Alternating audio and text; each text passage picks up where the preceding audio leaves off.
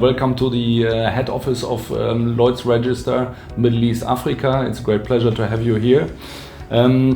Yes, training, as training is the topic today, training has been very high on the agenda of Lloyd's Register. Even the maritime industry is an asset-heavy industry, the human element is absolute key for the success. We have seen in the past lots of accidents happen, and nearly always it is human error involved in these kind of things. We see also technology evolving, new things are coming up, it's going in the digital area. Also the machinery on board of the ships is changing fast. So this all needs a training. The people who are using this technology, they have to be trained for this proper. But also on the regulatory side, we see frequently changes.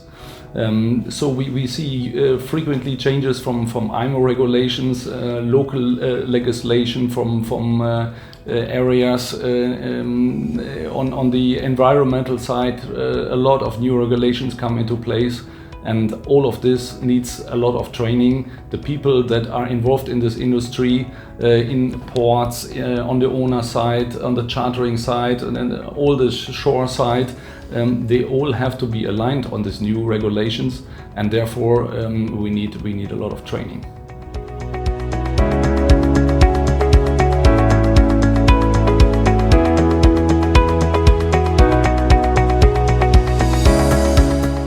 Yes, COVID has played its part, and for sure Lloyd's Register has changed its approach to this also, and we have moved everything into the virtual area. So nearly all the trainings in the last year have been done online. This has advantages and disadvantages. The disadvantages is for sure it is a different experience if you sit in a room together with the trainer and the group of people. You can interact different. It has still advantages to be physically together. But the advantage is, and that's a big advantage, nobody has to travel any longer. And in the past, we had people flying in from Africa, travel from Middle Eastern countries over here. That is not needed any longer. And it is also possible that people from other continents even are joining our trainings. And Salah will later on talk a bit more about this, what we have experienced in the past. So these are big advantages. And when it comes to technology, yes, we are using state-of-the-art video conferencing tools now. But also we have invested in digital chart tools that more or less, or we try to balance that we have the same experience like in a classroom.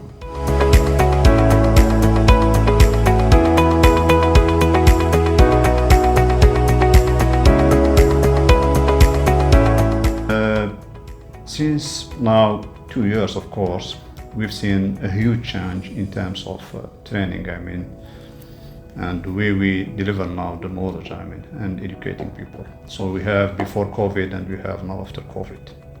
So before COVID, all our courses, were delivered, via classrooms, which means that our trainers, they have to travel, from one country to another country to go and face clients in their offices or in hotels for public courses. And that was, of course, quite a challenge for us, as I said, because it's a large area. Traveling, arranging hotels, accommodations, training centers, training conferences, all that, was quite a challenge for us. However, we succeeded, in managing, that period. Now, with the COVID, situation, of course, we completely shifted, the other side, which means now that we have less and less classrooms, less and less face-to-face training, comparing to the virtual one or the online one that we are delivering to our courses. For example, last year, since we started, the COVID situation, now we are delivering something like 90% of our courses, virtually online.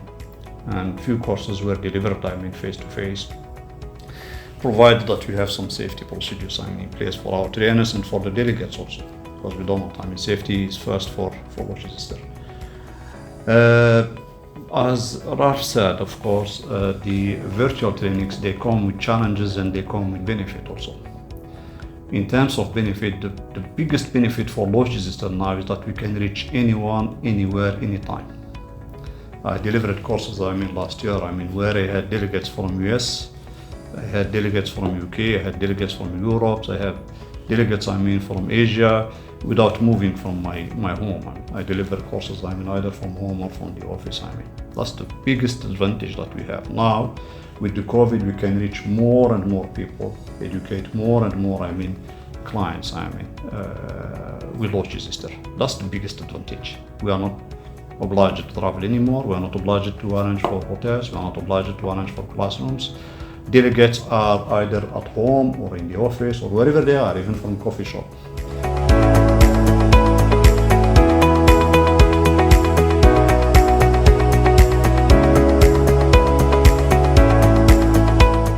When the COVID situation started, our clients, they had the same challenges than us, exactly the same challenges than us, which means that we have to adapt to the new situation, how to attend now training virtually. And again here, clients, they had to adopt platforms, they have to educate their people, on how to attend, the virtual. But in general, in 1 year and a half, of course, the industry shifted, especially here in Middle East, that clients are really fully ready now for the virtual trainings.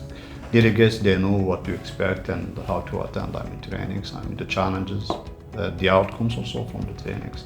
So I believe, that the MENA, area, region, is fully ready now for the virtual. We are trying also to help our clients outside MENA also, especially in Africa, to get their delegates, participants, be ready, for the virtual trainings. And again here, you see challenges, that some delegates, they're not that quite comfortable, attending, the virtual training. Either because, we've seen, some people, for example, attending training from home, and when you have kids, around you shouting, that's not quite an easy, stuff.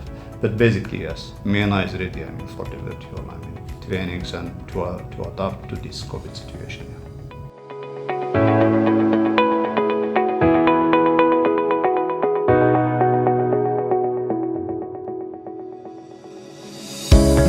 I think we see the maritime industry changing like never before. I think the changes that we are seeing and probably seeing in the next 5 to 10 years is even more than what has been seen when shipping changed from sailing to steaming.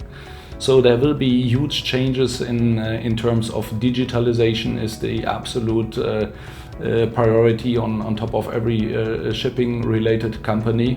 It is very important to bring to digitalize the business, and the purpose of digitalizing is for sure making it more efficient. And the maritime business is even we enjoy in the moment quite good charter rates in different segments, but it is a very competitive business, and you have to be on your toes in order to survive in the future. So there will be other times where margins are very, very low. So digitalization is absolute key, also for keeping ships safe, the business safe, as we see more and more ships on the water, and we see also a rapidly rising number of accidents. So probably in 5 years from now we see a lot of remote control ships starting.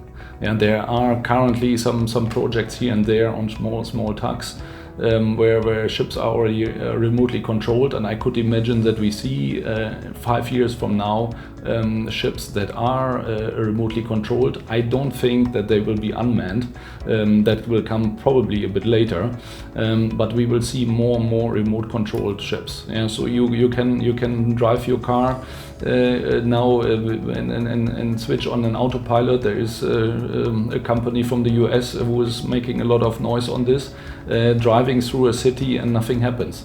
The environment for cars needs a much more IT intense reaction on what can happen to a car. So on a ship on the water is sailing much slower, and there is much less crossing and happening. So it is no point, or it is no problem to automate the whole process of sail a ship from point A to point B. So this will come. To operate a ship completely without people on board, I don't think to see happen in the next 5 to 10 years, as it is someone has to be there if something goes wrong.